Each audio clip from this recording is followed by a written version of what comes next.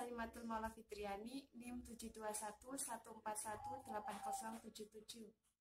Kali ini saya akan memaparkan materi mengenai laporan audit. Untuk lebih mempermudah dalam mempelajari laporan audit, sebelumnya saya telah merangkumnya menjadi 4 subbab.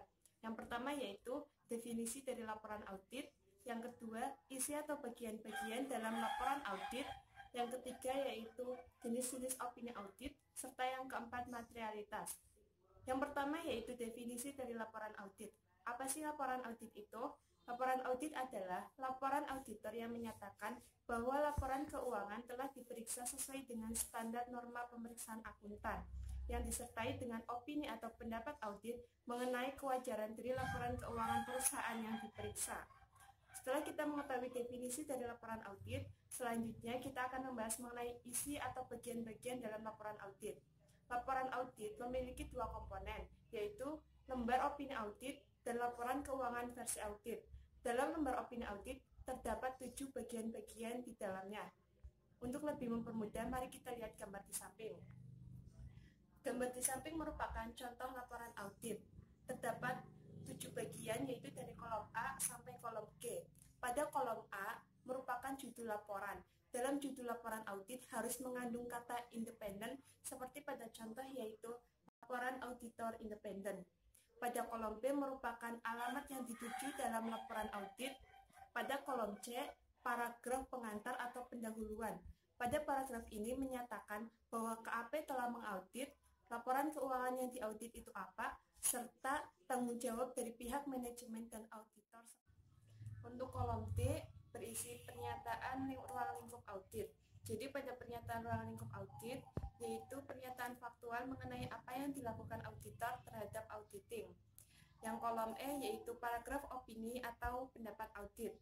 Pada paragraf ini berisi opini atau pendapat audit mengenai kewajaran dari laporan keuangan perusahaan yang diperiksanya.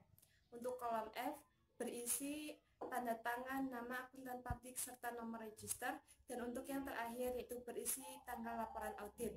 Setelah kita mengetahui definisi dari laporan audit, isi atau bagian-bagian dalam laporan audit, selanjutnya kita akan membahas mengenai output dari laporan audit, yaitu opini audit. Pada umumnya ada 5 jenis dari opini audit. Yang pertama yaitu wajar tanpa pengecualian atau unqualified opinion. Untuk mendapatkan pernyataan wajar tanpa pengecualian oleh auditor, maka ada 4 kondisi atau syarat yang harus dipenuhi oleh perusahaan.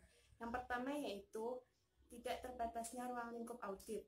Jadi perusahaan harus memenuhi segala jenis bukti audit yang dibutuhkan oleh auditor tanpa mengurangi apapun. Yang kedua yaitu laporan keuangan perusahaan yang diperiksa harus sesuai dengan prinsip akuntansi berterima umum atau PABU.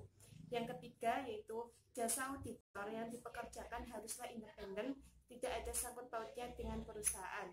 Serta yang terakhir, tidak ada situasi yang membuat auditor merasa perlu untuk menambahkan sebuah paragraf penjelas dalam laporan auditnya. Apabila keempat syarat tadi ada yang tidak terpenuhi, maka laporan keuangan yang diaudit tidak dapat dinyatakan wajar tanpa pengecualian oleh auditor.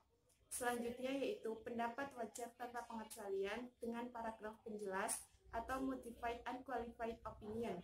Dalam kondisi ini, audit telah dilaksanakan secara lengkap dan menghasilkan sesuatu yang memuaskan, yaitu wajar tanpa pengecualian. Namun dalam keadaan tertentu, auditor merasa perlu untuk menambahkan sebuah paragraf penjelas dalam laporan auditnya. Penyebab dari penambahan paragraf penjelas oleh auditor dalam laporan audit wajar tanpa pengecualian menurut standar auditing AICPA maupun PCAOB, yaitu yang pertama, tidak konsistennya suatu entitas dalam menerapkan prinsip-prinsip akuntansi yang berlaku secara umum atau menurut standar GAAP. Yang kedua yaitu adanya keraguan substansial mengenai going concern, serta yang ketiga, auditor perlu menambahkan suatu hal.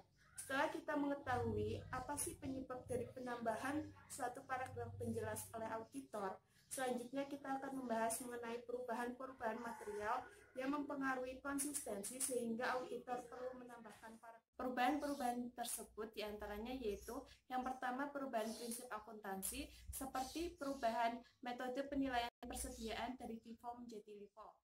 Yang kedua yaitu perubahan entitas pelaporan seperti adanya penambahan pesan baru dalam laporan keuangan gabungan. Yang ketiga yaitu adanya koreksi kesalahan yang melibatkan prinsip-prinsip akuntansi, yaitu dengan mengubah prinsip akuntansi yang tidak berlaku secara umum menjadi prinsip akuntansi yang berlaku secara umum.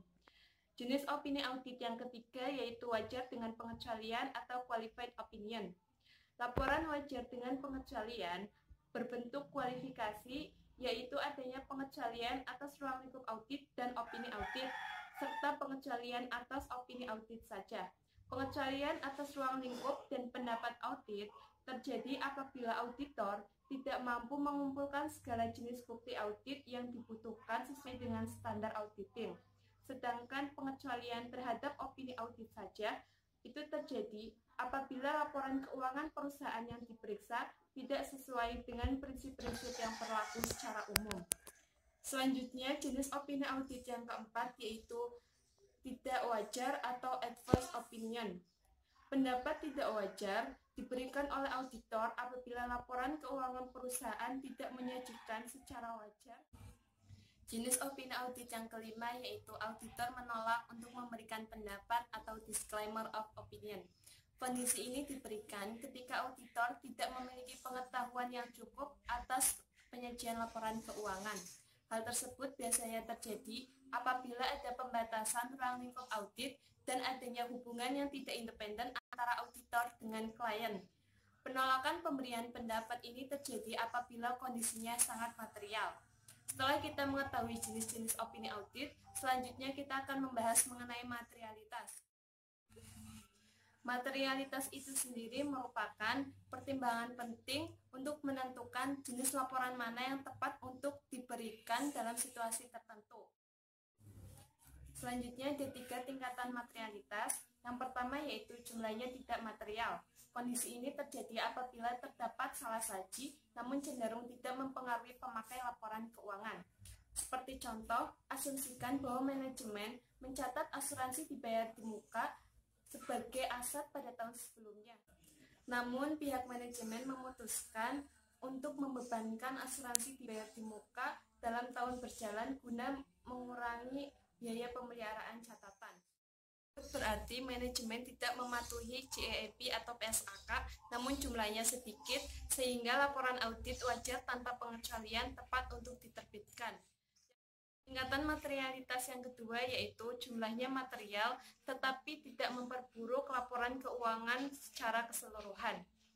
Kondisi ini terjadi apabila terdapat salah saji, namun cenderung tidak memperburuk laporan keuangan secara keseluruhan, seperti contoh, apabila terdapat salah saji dalam persediaan, maka seperti arus kas, piutang usaha, dan akun-akun lain yang terdapat dalam laporan keuangan bukan berarti bersifat material.